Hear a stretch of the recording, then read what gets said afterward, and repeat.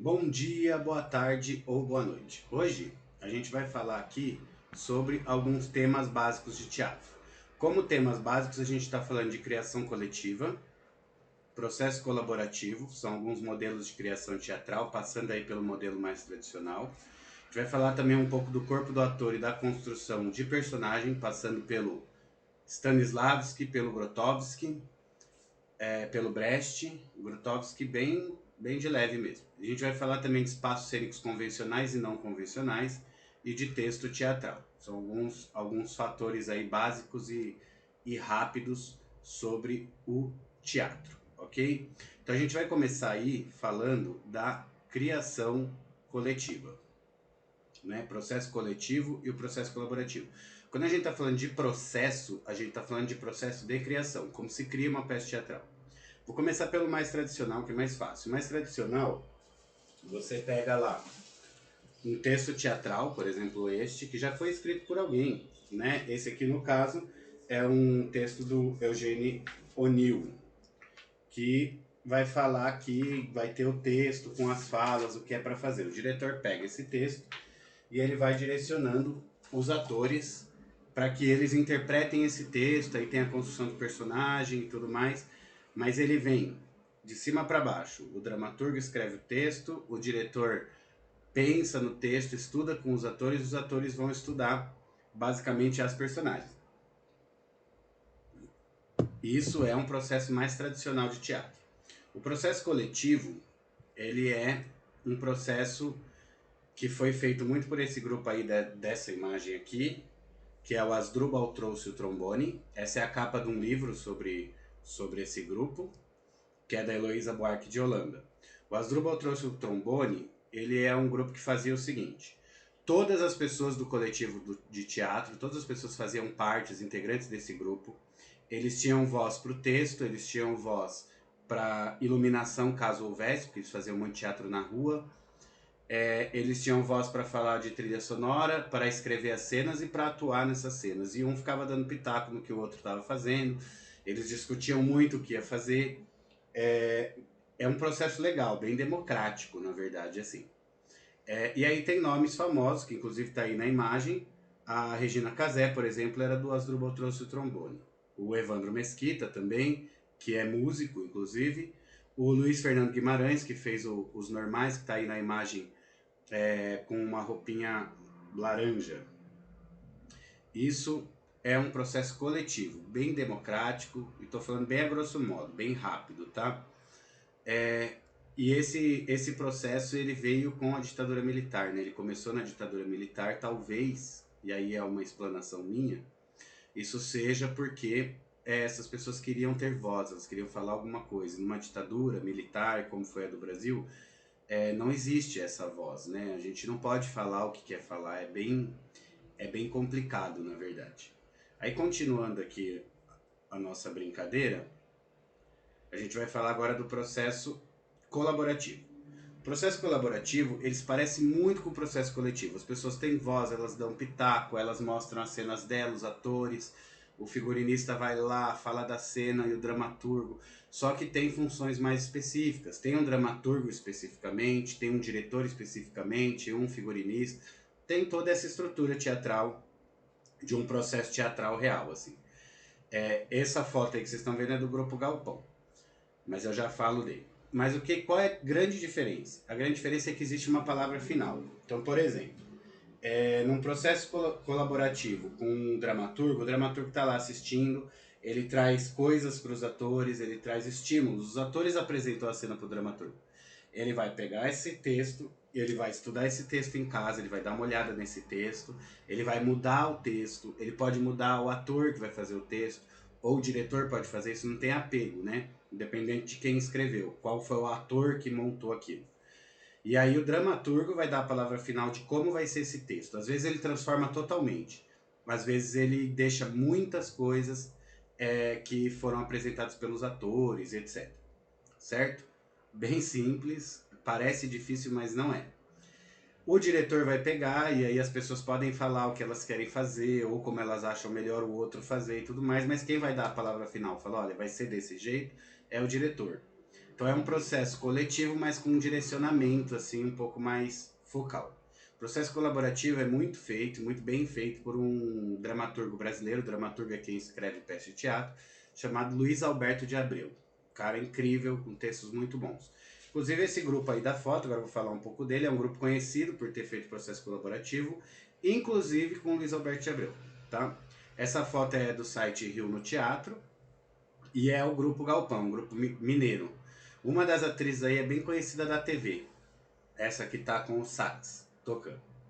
A gente tem outro grupo famoso de processo colaborativo, principalmente por 3 peças, que se chama Trilogia Bíblica, que é um grupo de São Paulo, que se chama Teatro da Vertigem. Eles têm 3 peças que são processo colaborativo. Eu vou falar mais do Vertigem por causa de outro tema que a gente vai falar daqui a pouquinho, ok? Agora mudando um pouquinho de tema, a gente vai falar um pouco sobre a questão do corpo do ator. Independente do ator ser gordo, magro, forte, fraco, muda bastante o corpo do ator para o corpo de uma pessoa que não atua. Né? Não vou falar uma pessoa normal, porque o ator é uma pessoa normal, certo? Então, independente dessa forma física, existem diferenças importantes. Por quê? Porque o ator sempre faz um trabalho corporal.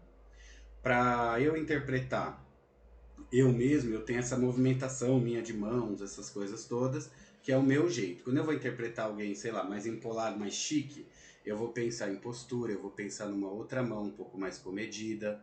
Isso muda até minha forma de falar. Então essa pesquisa de personagem traz um conhecimento corporal bem interessante para os atores. E aí eles ficam estudando o corpo praticamente a vida inteira. Né? Então o corpo do ator tem isso.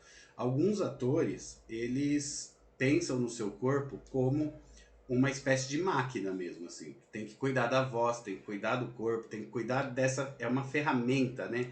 É uma coisa que a gente usa para o trabalho, o nosso corpo. Então é como um desenhista tem que cuidar do seu material de desenho.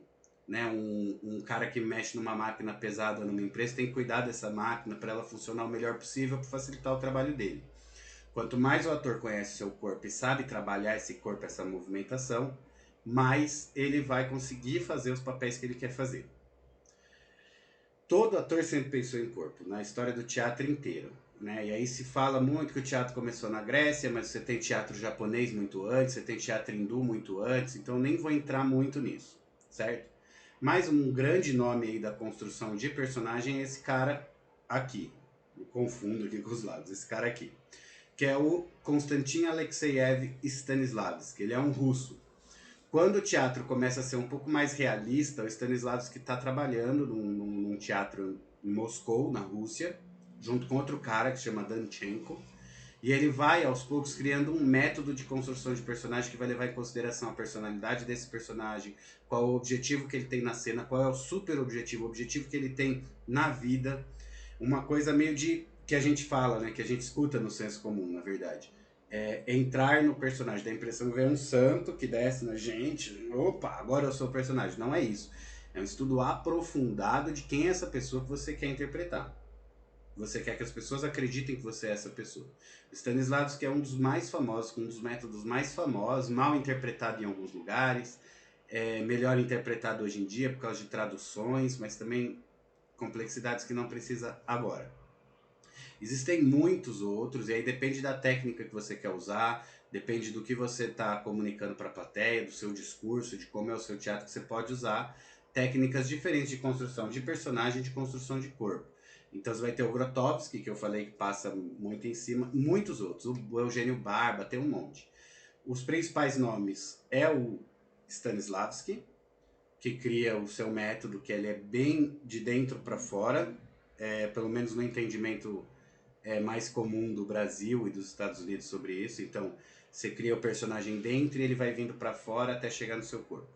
E você tem outro cara que dizem que é o oposto, mas eu não acredito muito nisso, é uma coisa muito minha, que é esse cara aí, que é o Bertolt Brecht. Deixa eu tirar aqui para vocês verem a legenda inteira, é a capa de um livro de poemas, de 1900, poemas que são de 1913 a 1956, do Brecht, que foi selecionado e traduzido pelo Paulo César de Souza, da editora 34. O Brecht, esse carinha aí, Ele, nessa foto, ele tá bem mal encarado. Ele tinha uma carinha bem, bem fofa, assim, na verdade. O Brecht, ele vai criar outras formas, outras técnicas de fazer, que a grosso modo, falando assim de forma mais simples, vem de fora para dentro. Então você vai pensar em como é essa movimentação para comunicar o que você quer, para depois vir trazendo isso, interiorizando isso para dentro de você. Que é também bem interessante, assim. Então tudo depende do objetivo. O que você quer com aquilo que você está fazendo. Isso a gente está falando de teatro profissional, tá? Não se exige que qualquer pessoa que faça o teatro amador pense em tudo isso. Porque quem faz teatro amador está aprendendo e tudo mais, né? Mudando de assunto, a gente vai falar agora de espaço cênico convencional e não convencional, que é um tema que pessoalmente eu gosto muito. Vamos primeiro pensar em convencional. O que é convencional? O que é uma convenção? Eu estou tomando café na minha xícara de café. É uma convenção, ou seja, é normal, quase todo mundo toma café em xícaras, ou aquelas xicrinhas menores, xícaras de café. Isso é uma convenção, certo? Quando a coisa sai da convenção, por exemplo, eu vou tomar. Que bobagem que eu vou falar agora, mas. Eu vou tomar o meu café na mão. Eu estou fora do convencional. Eu vou usar uma xícara para guardar canetas. Isso também não é convencional. É mais comum você usar um porta-caneta. Isso é convencional, isso não é tão convencional. Claro que são exemplos bobos, né? Mas tudo que sai da convenção a gente chama de não convencional. Ou seja, o espetáculo teatral convencional é o espetáculo teatral que é apresentado em lugares feitos para se apresentar espetáculos teatrais. Então, num teatro, efetivamente, num teatro de arena, em uma casa de shows, até salas de espetáculo tem que são menores e tudo mais. E os espaços não convencionais já são os espaços que não são feitos para teatro, mas que pode ser apresentado teatro. O exemplo mais fácil de falar a gente tem aí uma foto lá de cima de um espaço convencional, que é um teatro que a gente vai chamar de palco italiano, que é um teatro que tem o seu fundo, tem o lado com as coxias, a plateia na frente e você se apresenta no palco. E aí embaixo é o grupo Pombas Urbanas, que inclusive é um grupo incrível de São Paulo, fazendo um teatro de rua, que é o mais convencional de se falar, né? O teatro de rua não, é o mais convencional de se falar quando se fala de não convencional. A rua não é feita para se fazer teatro, mas pode ser feita. Escolas pode ser um espaço não convencional, bares, a minha peça mesmo, essa aqui, ela já foi apresentada em bar, que é um espaço não convencional. Assim como foi apresentada em teatro, que é um espaço convencional. Já foi apresentada em escola, que é um espaço não convencional. O Teatro da Vertigem, aquele que a gente viu mais cedo, ele tem muita importância nessa questão do convencional e do não convencional. Por quê? Porque eles foram inovadores lá atrás, nos anos 90, em criar 3 peças, que é a trilogia bíblica, que usam espaços não convencionais, mas não usa assim à toa. Eles usam esses espaços não convencionais para falar coisas, para fazer parte do seu discurso. Isso é bem legal. Então eles vão ter uma peça que é feita na igreja, que chama O Paraíso Perdido, e aí pensando no nome da peça e pensando onde ela foi apresentada, você já consegue imaginar mais ou menos sobre o que é. Não é uma peça gospel, pelo contrário, ela faz algumas críticas à religião e tudo mais.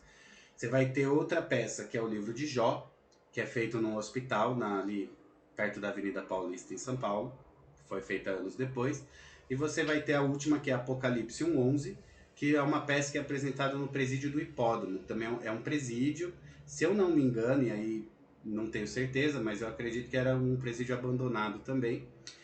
E eles usam essa estrutura, esse espaço, para falar coisas, como se fosse um subtexto, um texto escondido. O teatro tem muito disso.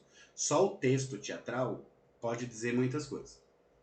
Mas o texto teatral combinado com outras coisas tem subtextos que a gente vai falar. São pequenos textos que falam coisas diferentes, simbolismos que vão falar coisas diferentes, agregados ao texto, ao corpo do ator, inclusive a movimentação do ator. Então, quando você faz uma peça dentro de uma igreja, falando de certa forma de religião, uma crítica ou não, e usando esse espaço, porque não é só apresentar dentro da igreja, é usar o espaço, né? Usar os bancos. Eles têm uma cena maravilhosa, tem no YouTube isso, de gente empurrando bancos, assim. Uma das cenas eles empurram os bancos batem um no outro, fazem um barulho, também tem um discurso. Então, usar esse espaço como discurso é muito legal e muito inovador. E o Teatro da Vertigem fez isso. certo? Acho que até aí tudo bem. Agora a gente vai para o nosso último tema, que é o texto teatral. Eu tô até... texto teatral. O texto teatral é um gênero textual, né? Então você tem lá conto, você tem romance, você tem gêneros textuais, né? Poesia. O texto teatral é um gênero textual diferente destes, né? É um gênero textual, uma categoria diferente de texto. Ele tem algumas coisas que são importantes nele. Por exemplo, é a forma que ele é escrito, né? O texto teatral, ele é escrito com o nome do personagem e o que o personagem vai dizer, o que a pessoa vai dizer ali. E ele tem uma coisa que chama rubrica, que é esse texto em itálico, né? Que vai falar um pouco, a rubrica vai falar um pouco sobre o que vai acontecer. Então eu trouxe esse exemplo que é um texto ainda em construção, que não é um texto, é um texto meu e do dramaturgo Rafael Matos, que a gente está trabalhando junto atualmente. E aí você começa aí falando o que vai acontecer com essa pessoa, né? A Laís, que é uma das personagens, ela entra em cena presa pelo pescoço com um barbante vermelho. Então isso não é uma fala, isso é o que está acontecendo visualmente na cena. E na outra ponta do barbante tem o Roger. O figurino dele, o figurino dela, é um figurino de várias peças de roupa e adereço, chapéu, um monte de coisa, um em cima do outro para que fique uma coisa bem poluída, mas sem perder a aparência daquela mulher. Na parte da cabeça dela tem um arame com uma espécie de gancho que se projeta na nuca, que sai atrás, lugar onde o Roger, que é o outro personagem, vai pendurar um espelho. E aí vem a fala do Roger. O Roger vai falar uma coisa aí que eu não preciso ler, né? Ele vai falar aí o texto dele. E depois do texto dele, ali que acaba o ponto de interrogação, tem outra indicação do que é para fazer. A Laís ainda de costas, o espelho pendurado na nuca, vira de frente para ele e vai falar alguma coisa. Depois de falar, ela volta a ficar de costas. Aí ela fala o que ela tem que falar. Então, isso é uma estrutura de texto teatral. Simples e fácil. Esses são alguns conceitos básicos de teatro. Bem a grosso modo, a gente pode se aprofundar muito em cima de cada um desses temas. E todos eles a gente conseguiria falar aqui 2, 3 horas sobre isso. Tá? Espero que vocês tenham gostado e até a próxima.